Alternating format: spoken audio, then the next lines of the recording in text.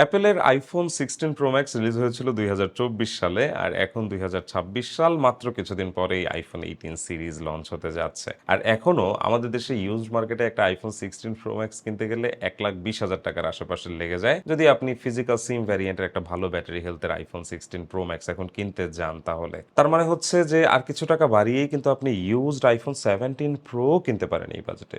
But অনেকেই আছেন যারা ওই 17 প্রো এর অ্যালুমিনিয়াম ডিজাইনটা পছন্দ করেন না, তারা বেসিক্যালি এই পুরনো টাইটেনিয়াম বিল্ডের ডিজাইনটাকেই অ্যাপ্রিসিয়েট করেন, যে কারণে এখনো 16 প্রো বা প্রো ম্যাক্স আমাদের দেশের বাজারে এখনো সমাদৃত। ফার্স্ট অফ অল, এই ফোনের ডিজাইন নিয়ে কোনো কথা হবে না বা কোনো কমপ্লেন করার সুযোগই নাই, কারণ এই ফোনের ডিউরেবিলিটি জাস্ট ওয়াও লেভেলের। সাইডে টাইটেনিয়াম ফ্রেম থাকার কারণে এই ফোনটা হাত থেকে পড়ে গেলে খুব একটা ডেন্টও হয় না, এমনকি এই ফোনে স্ক্র্যাচও খুবই কম পড়ে, যে কারণে অ্যান্টি ইয়েলো বা যে কোনো হার্ড কেস এই ফোনটাতে খুব আরাম করে ব্যবহার করা যায়। এই ফোনটার ব্যাক সাইডটা সম্পূর্ণ গ্লাসের তৈরি, যে কারণে এই ফোনটা দেখতে অনেক বেশি প্রিমিয়াম লাগে and feels really good in the hand compare to iPhone 17 pro এর তুলনায়। অবশ্যই, কারণ 17 প্রো এর অ্যালুমিনিয়াম ডিজাইনটা টু বি অনেস্ট খুব চিপ লাগে ব্যাক সাইড থেকে দেখতে, বাট 16 প্রো ম্যাক্সের এই গ্লাসের ডিজাইনটা কিন্তু খুবই খুবই সুন্দর। 16 প্রো ম্যাক্সে বাটন নিয়ে আপনার খুব একটা চিন্তা করতে হবে না, কারণ এখানে ক্যামেরা কন্ট্রোল বাটনও আছে, পাশাপাশি এখানে অ্যাকশন বাটনও আছে। সো আপনার প্রয়োজন মতো আপনি এগুলোকে ব্যবহার করতে পারবেন।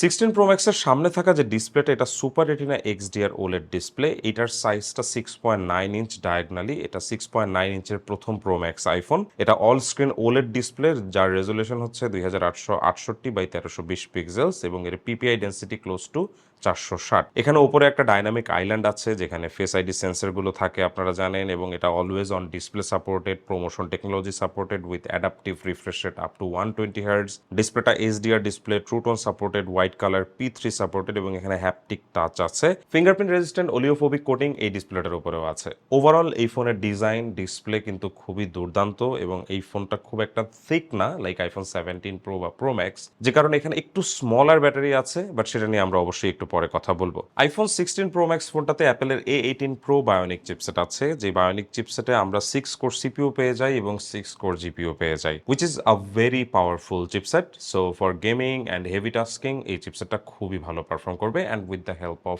iOS অপারেটিং সিস্টেম এই ফোনটা খুবই দুর্দান্ত রান করে। আউট অফ দ্য বক্স এই ফোনটাতে ছিল iOS 18, বাট এখন এটা iOS 26 এর লিকুইড গ্লাস ডিজাইন সহ যে নতুন iOS ভার্সনটা আছে সেটা সাপোর্ট করে, এবং নতুন এই iOS ভার্সনটা এই ফোনটাতে খুবই দুর্দান্ত চলে। আপডেট করার পরে এখানে কোনো প্রকার কোনো ব্যাটারি ড্রেন ইস্যু বা পারফরমেন্স রিলেটেড কোনো ইস্যুই আমরা কিন্তু এই ফোনটাতে পাইনি। ইভেন আপকামিং যে iOS 27 এর আপডেটটা আছে সেটাও এই ফোনটা পাবে, এবং ধরে নেওয়া যায় তারপরেও আরও আগামী 3 থেকে 4 বছরের iOS update iPhone 16 pro max অনায়াসে পেয়ে যাবে। গেমিং করার সময় এই ফোনটা থেকে আমরা দুর্দান্ত পারফরমেন্স পেয়েছি। আপনারা জানেন যে অ্যাপেলের প্রত্যেকটা ফোন বা প্যাডে গেম খেলতে কিন্তু দুর্দান্ত লাগে, কারণ গেমের যে অ্যাপ্লিকেশনগুলো আছে এগুলো খুবই ভালো রান করে iOS অপারেটিং সিস্টেমে। সো আমরা যতগুলো গেম খেলেছি প্রত্যেকটা গেম গ্রাফিক্সের দিক থেকে একদম বেস্ট গ্রাফিক্স সেটিংস দিয়ে খেলা গিয়েছে, যেখানে কোনো প্রকার কোনো ফ্রেম ড্রপের মতো ইস্যু আমরা পাইনি, অ্যান্ড গেমিং এর সময় টাচ রেসপন্সিভনেসও দুর্দান্ত ছিল এই ফোনটার। এর বাইরে আপনারা যদি হেভি অ্যাপ্লিকেশন ব্যবহার করার কথা বলেন, সে সমস্ত ক্ষেত্রে আমরা দেখেছি যে এই ফোনটা খুবই ভালো রান করছে। আপনি একসাথে লেটস সে 40-50টা অ্যাপ্লিকেশনস রাখতে পারবেন, কোনো প্রবলেম হবে না। অনেকে আছেন যারা 256 জিবি স্টোরেজের মধ্যে প্রায় 400-500 অ্যাপ্লিকেশনও ব্যবহার করেন। সো যারা এত বেশি অ্যাপ্লিকেশনস ব্যবহার করেন এবং নিজেদের ডিভাইসের স্টোরেজে অনেক বেশি ছবি বা ফাইলস স্টোর করেন, সো সেই রকম ভাবে যখন আপনারা অনেক হেভি বা লোডেড অবস্থায় এই ফোনের স্টোরেজকে নিয়ে আসবেন, সেই সমস্ত ক্ষেত্রেও আমরা দেখেছি যে এই ফোনটা পারফরমেন্স রিলেটেড কোনো প্রকার কোনো ঝামেলা করে না, খুবই ভালো পারফর্ম করে এই ফোনটা। সো ডেফিনেটলি এটা একটা ফিউচার প্রুফ ডিভাইস, আর আমরা জানি যে অ্যাপেল একটা ফোন এমনভাবেই তৈরি করে যাতে সেই ফোনটা আগামী 4-5 বছর এমনকি 10 বছর পর্যন্ত ভালোভাবে রান করতে পারে। সো অ্যাপেলের 16 প্রো ম্যাক্স এখন আমাদের হাতে নিয়ে যা মনে হচ্ছে যে এই ফোনটা is ready for future gaming and future performance.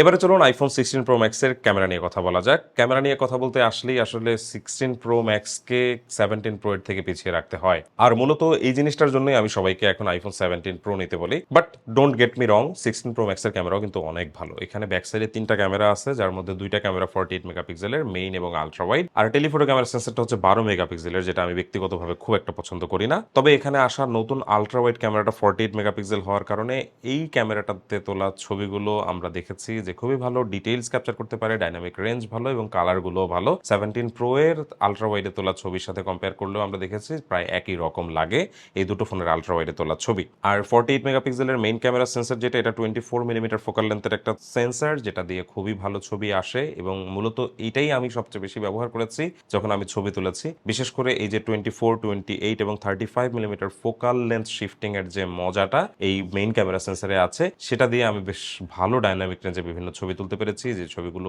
ভালো ডিটেইলস ক্যাপচার করতে পারে। আর ভিডিওর জন্য এই মেইন ক্যামেরা সেন্সরটাকে আমি সবচেয়ে বেশি এগিয়ে রাখবো, কারণ এটাই খুবই পাওয়ারফুল ক্যামেরা, যে কারণে মেইন ক্যামেরা সেন্সরের ভিডিও স্ট্যাবলাইজ থাকে খুবই দারুণ এবং ভিডিওতে আমরা প্রচুর লাইটের মধ্যে দেখেছি যে লাইভ শিফটিং এর মতো ইস্যু খুব একটা আমরা দেখি না। পাশাপাশি মেইন ক্যামেরা সেন্সরটা দিয়ে 120 FPS এ ভিডিও শুট করা যায়, which is also a very good feature to have. আর যে টেলিফোটো ক্যামেরা সেন্সরটা আছে, এটা 120 মিলিমিটার ফোকাল লেন্থের একটা টেলিফোটো ক্যামেরা সেন্সর, যেটা কিন্তু খুবই ভালো ছবি তুলতে পারে। পোর্ট্রেটের ক্ষেত্রে আমরা দেখেছি, আমরা যতগুলো পোর্ট্রেট ছবি তুলেছি এই ফোনটা থেকে, এখানে আমরা দেখেছি যে প্রপার লাইটে খুবই ভালো পোর্ট্রেট তুলতে পারে এই ফোনটা। তবে 5x ফোকাল লেন্থটা একটু বেশি মনে হয় আমার কাছে, যে কারণে অনেক সময় এই ফোন দিয়ে ছবি তুলতে গেলে একটু বেশি পেছনে যেতে হয়। বাট তারপরেও আমরা দেখেছি যে এখানে তোলা পোর্ট্রেটগুলো বেশ ভালো আছে। তবে লাইট কম থাকলে এই পোর্ট্রেটগুলোর পারফরমেন্স কিন্তু ড্রপ করে, তাই আপনারা অলওয়েজ চেষ্টা করবেন একদম প্রপার লাইটে এটা দিয়ে পোর্ট্রেট তুলতে। সে সমস্ত ক্ষেত্রে আমার মনে হয় যে আপনি ভালো পোর্ট্রেট রেজাল্ট এই ফোনটা থেকে পাবেন। 5x এ ভিডিও যথেষ্ট স্টেবল লেগেছে আমার কাছে, তাই অনেক দূর থেকে যদি আপনারা কোনো ভিডিও করেন সে সমস্ত ভিডিও থেকেও আপনি বেশ ভালো রেজাল্ট পাবেন।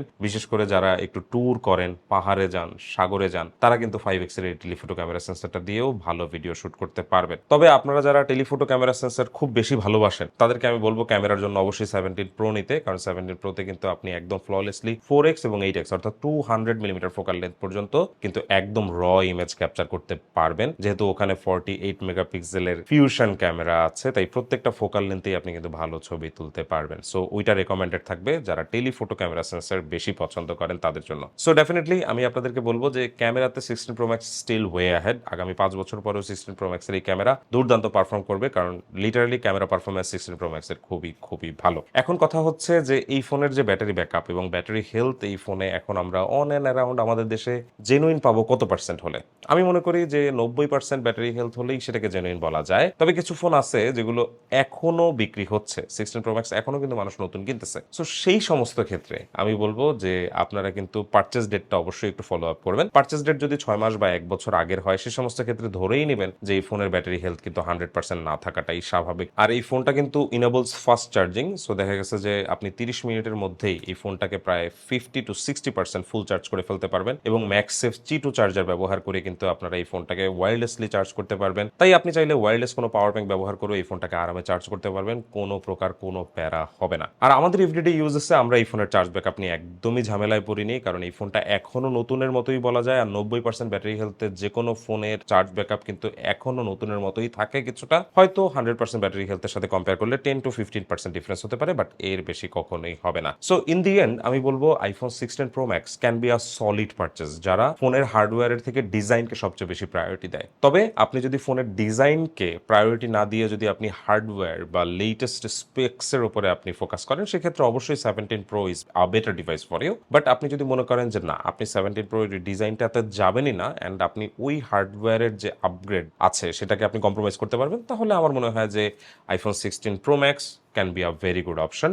ফোনের রিসেল ভ্যালুও ভালো। আজকে যে দামে কিনবেন আশা করি 1 বছর ব্যবহার করে তার থেকে হয়তো অল্প কিছু টাকা কমে বিক্রি করবেন, বাট খুব বেশি লস হওয়ার চান্স নেই। আর অনেকেই আছেন যারা ফোন কিনবেন, 1 মাস ব্যবহার করবেন, সেল করে দিবেন, তাদের জন্য এই লসের পরিমাণটা আশা করি আরও কম হবে। সো আপনাদের কাছে কেমন লাগলো আইফোন 16 প্রো ম্যাক্সের এই ছোট রিভিউ ভিডিওটা, সেটা অবশ্যই জানাবেন। 2 বছর পরে 16 প্রো ম্যাক্স আপনারা যারা কিনতে চাচ্ছেন, আমি বলবো যে ভাই চিন্তা না করে কিনে ফেলেন। তবে একটু সুযোগ যদি থাকে সেক্ষেত্রে 17 প্রোটা নেওয়ার কথা ভাবতে পারেন। আমার মনে হয় যে 16 প্রো ম্যাক্সের থেকে 17 প্রোটা বেটার ডিসিশন হতে পারে। So thank you very much for watching. আর কোনো প্রশ্ন থাকলে অবশ্যই আমাদের কমেন্ট সেকশনে জানাবেন, আমরা অবশ্যই চেষ্টা করবো সেই প্রশ্নগুলোর উত্তর দেওয়ার। সবাই ভালো থাকবেন, আল্লাহ হাফেজ।